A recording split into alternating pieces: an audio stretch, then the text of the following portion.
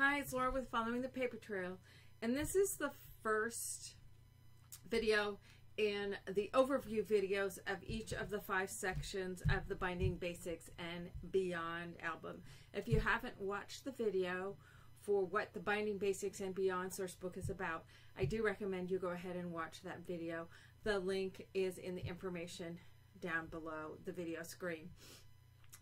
This first video is overviewing the basic binding styles, the rings, a paperclip binding that was my signature for a while, ribbon loop, bridged opening, purchased elements, and the beaded matchbook. There will also be 2 additional videos in addition to this overview of how to do the paperclip binding and the bridged opening binding. But in this overview, I'm going to talk about the different types of bindings, and then I'm going to show you some examples of albums. Some are from blast from the past type albums, but I'm going to show you some of those albums where that binding method was used. So I'm going to set the book off to the side. And the first one was when I first started doing mini albums back in 2009. Pretty much everybody was using split ring type bindings. You punch a hole in the side of the page, you put the bindings in, and then we used to tie all sorts of ribbons and charms and all sorts of things to the split rings. They started coming out in cool colors, different metals. Tim Holtz at one point had some D-ring size styles to where it had a D so that it didn't fan as much. Seven Gypsies had these cool cable type bindings, and this just unscrews. You could get these same kind of parts, I think, probably at a hardware store if you wanted to recreate these, where these pieces get pinched on. You could use ribbon in any width, different kinds of yarns, different kinds of cords. Pretty much anything went. Leather, whatever you wanted to use to tie your pages together. So let me pull some of those old albums out and talk a little bit about that. One of the things that you could also do was reinforce your holes with grommets, whether it was little grommets or larger grommets. These were some cool Seven Gypsies rings that had pearls on them, all that sort of thing. But the rings just made it an easy, fast way of binding. You could get them at the office supply store. Finding the cool, unique ones was a little bit more challenging back in those days. Again, these are ones that had pearls on them. They were kind of flat. So because they had kind of a squarish edge to them, I reinforced the holes on this one. This was my original Grungy Gypsy album, where I was incorporating, from the very early on, I was incorporating fabric many times into my albums. Different ways of kind of corseting and such. Safety pins. I've always tried to be as innovative as I could to create different elements in my albums. So that has rings. This one is a tied album. This one had moss and cork on the front. Sometimes I'm going, wow, really? Added some charms to the front, but we used to always tie all these ribbons and stuff onto everything. This was a fun early envelope album. I've seen about 20 different people also show you how to make this one, but this was the first one. This one had holes in that and then tied with a ribbon into each of the pages. Let's see. This is another one using tied that I did a little differently because I added these floating spines onto it. So the leather thongs came out through the page, through the cover, and then rather than just tying on the outside, they tied through a floating hinge and then added charms onto it. This one's been done on Pinterest about 5 million times, but having leather leather cording going through the holes. So anyway, those are some of the albums that used rings and that sort of thing. As I'll talk about a little bit later, one of the problems with using the rings or tying it is your albums tended to fan out.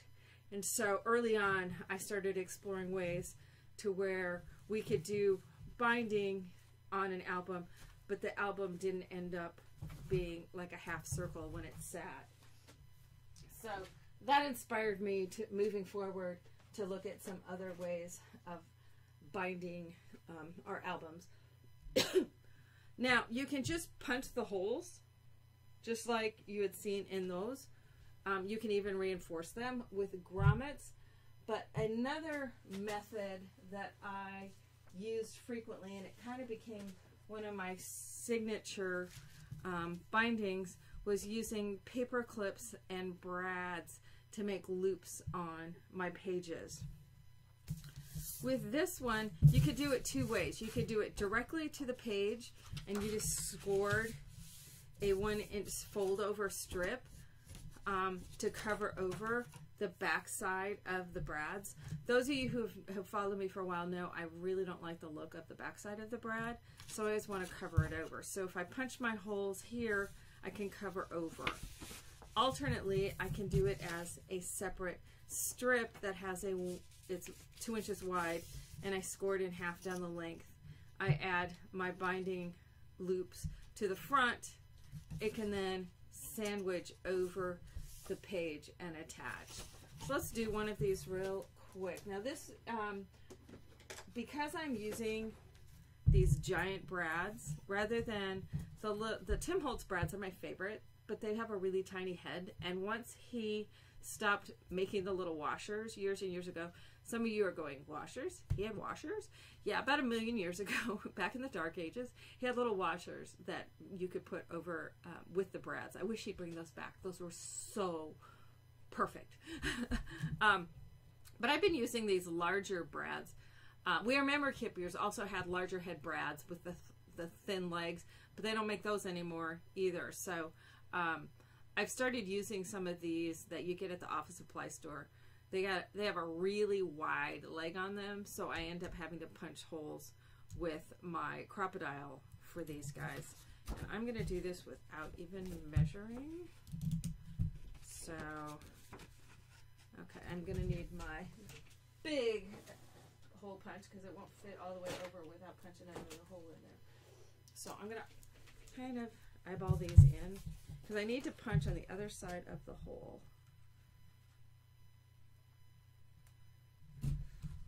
I'm about 1/4 of an inch in. Now I am not measuring these, so these are not going to be terribly even.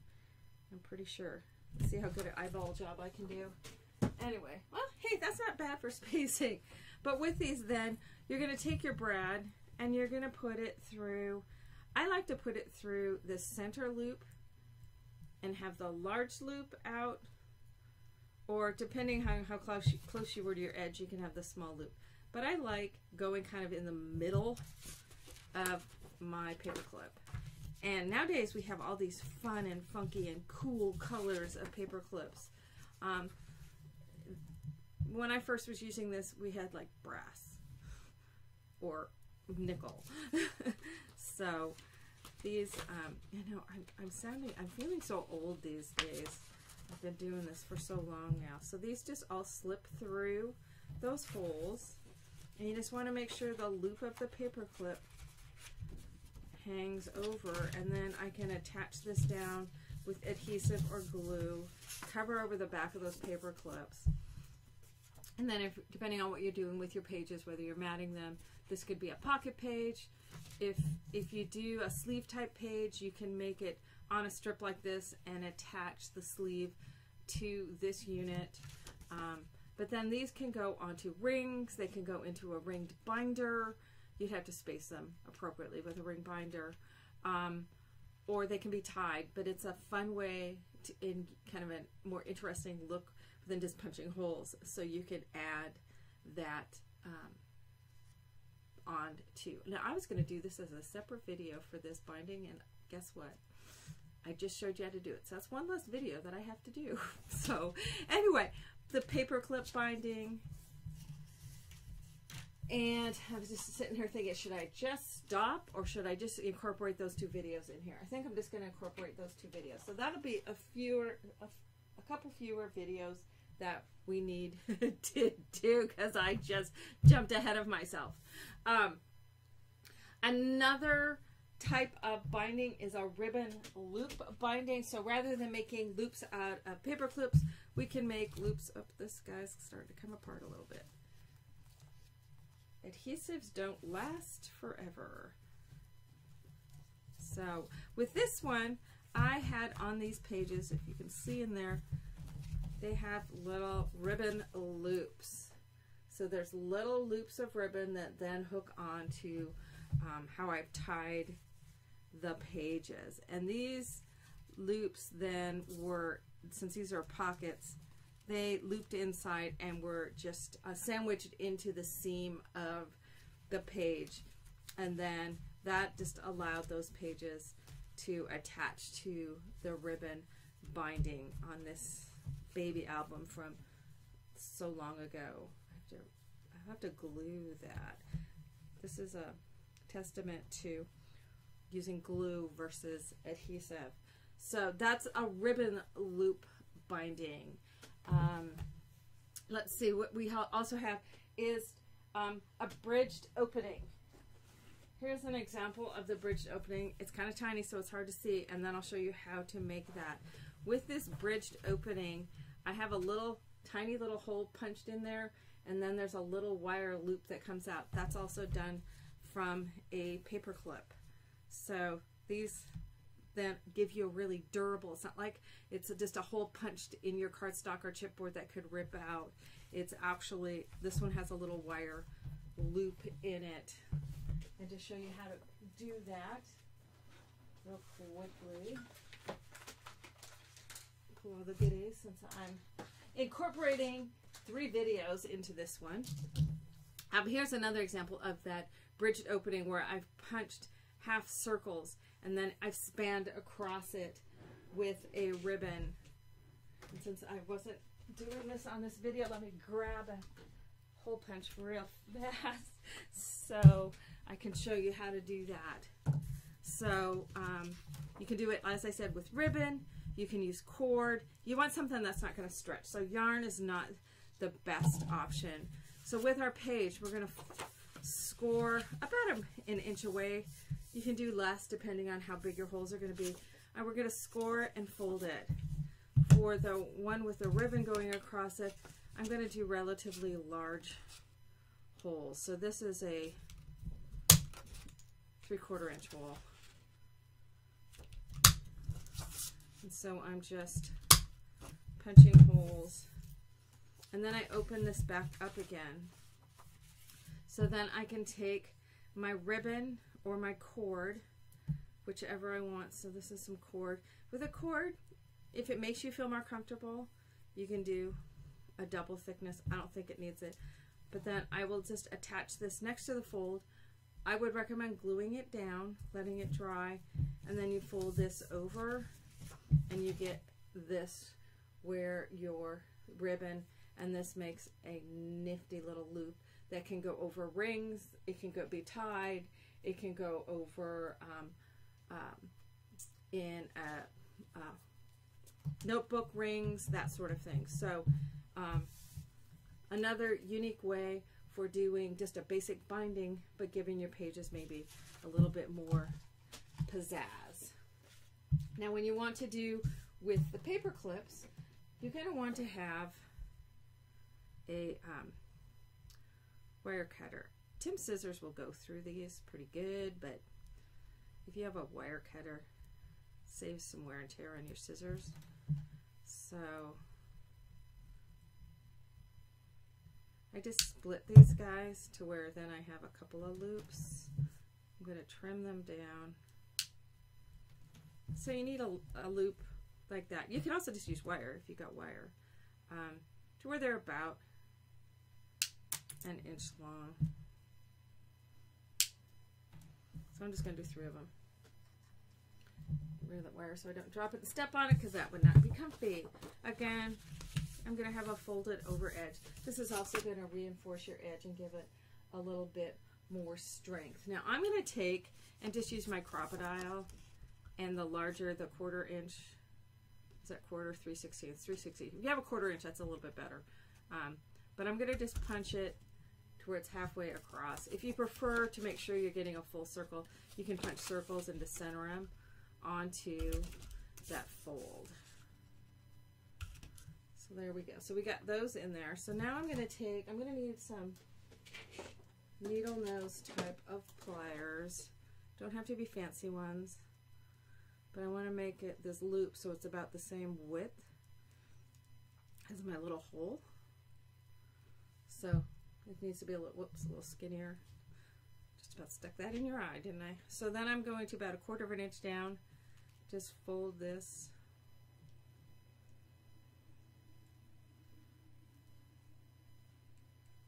Just grab it with your pliers, fold it back, and I'm making little loops that look like this. You want her to be sort of straight across. Depends on what paper clips you get. Excuse me, some are easier to bend than others.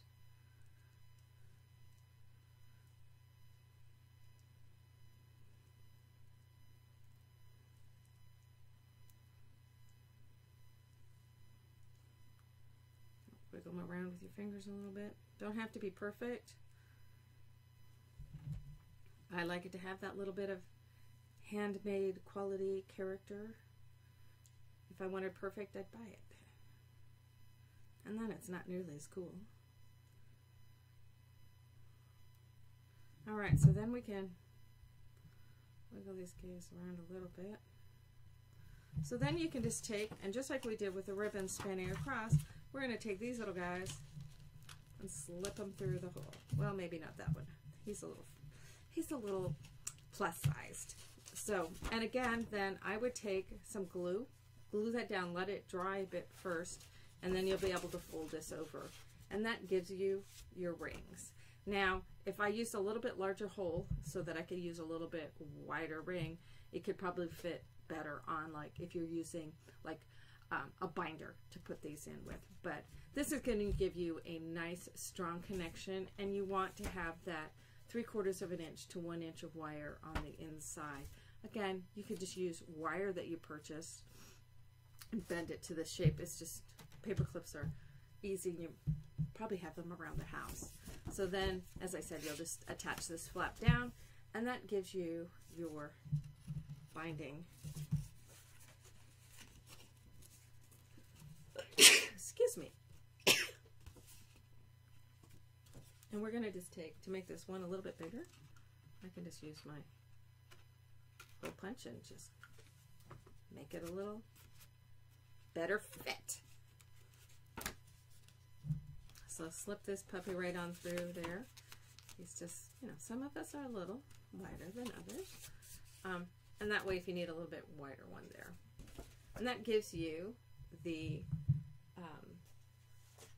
what do I call this one? Brain's dying here. Bridged opening with little wire loops. And that's what I did in this album. I love this paper. I wish this paper, this is the old Bo Bunny paper. Ah, so luscious. Yummy. Okay, next up, I have the beaded matchbook. This one, again, was on YouTube, and I'll link to the YouTube video showing the beaded matchbook. I've always loved a matchbook binding, but again, everything gets compressed down at the spine, and everything goes and fans out. So this was, again, one of those items where I was trying to figure out, how can I make it so my album stays flatter and doesn't do that? Because in those days, everybody was getting into fat and juicy kind of embellishments on their pages. We were putting everything but the kitchen sink on our pages. And so I was looking for solutions of how you could give a little bit of space in between the pages. And when I was tying it, I had some pony beads sitting there. So that's exactly what is in there, is there are pony beads. So I have one here all assembled together that I will just unassemble. So just like any matchbook, here I've folded over to reinforce my edge, and I've punched some holes. I've done that in each of the 4 pages I have here. I start out with enough ribbon, cord, whatever it is you want to tie this with to go across the back and up through and be able to tie in the front. You could also do this with nuts and bolts that you get at the hardware store. You just want to make sure your pony beads will fit over them. So I run my cord through the 2 holes and up, and then I just alternate putting a pony bead, or if you need even wider spacing, do 2 pony beads or bigger beads. The challenge is, of course, this one's not going to cooperate with me, so cutting it at a little bit more of an angle, and you just thread that through there, and this one through that one, and then you're going to thread it through your page, whether it's out of cardstock or chipboard or whatever material you want to use, fabric even, and then you bring it all to the front.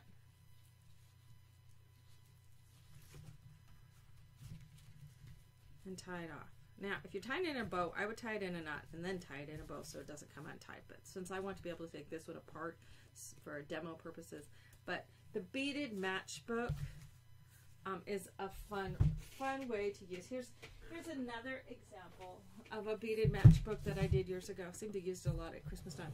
This is my snow globe album from it's probably 5 years ago now. I do have a pattern for this one where it was snow globe. I did layers of acrylic so that then you put different stuff on the different layers. And then the base of the snow globe opened up, and inside I had a mini album. Now this is a prime example of making you feel like, oh, Laura never messes up. Well, I do. Note this says snowfall. Note how that lays out perfectly facing me, and I open it up, and my first page is upside down. I need to reverse all this. These, fortunately, with this being in the beaded matchbook, I can turn my pages around. Now these were acrylic pages with a punched edge on them, and of course it's not finished because I knew I had to fix it. But this is where I've done it in a gatefold method, to where I have the beaded matchbook on each side. So that's where another example of where I've used it in an album. So it can be either a single spine or a gatefolded spine. So that's the beaded matchbook. And then lastly, what I want to talk about is using the kinds of stuff that you can find when you go to the hardware store. I love going to hardware stores and office supply stores and finding materials there, craft stores as well. We all know about both my brain just went dead, the spiral binding. There's a couple of different manufacturers that just totally escaped my brain, and I know you're talking to the video telling me what they are, but that will punch the holes. You can get them to where they punch a square hole, they punch a round hole, and then you can buy these in varying sizes of rings, and then they squeeze closed to make a spiral binding. You can get ones that don't require a special tool to close. These are from an office supply store, and they just snap close. So, you know, if you felt so inclined, you could punch little holes. Unfortunately, these only came in a really tiny diameter because it's made for presentation stuff. File folders or file folder binding type things. These you usually find these in file folders. It's a two-part prong type method that you punch 2 holes. This piece, other piece slips over the top, and they fold down and has these little sliders to keep them closed. And these you can make matchbook albums. I mainly use these sometimes on pages for a cascade rather than a whole album. But these are nifty. Office supply store. Binding rings. You can use binding rings. I used to steal these out. I totally take apart a binder and get the binding rings from them. But then it was always a challenge of how to attach them. So fortunately, Tim Holtz came out with these cool binding rings that you can attach with a brad, or if you need it to really be secured, you can use small little nuts and bolts. But then pages can attach to these guys. It happens every time I pick this box up. Those of you who are into doing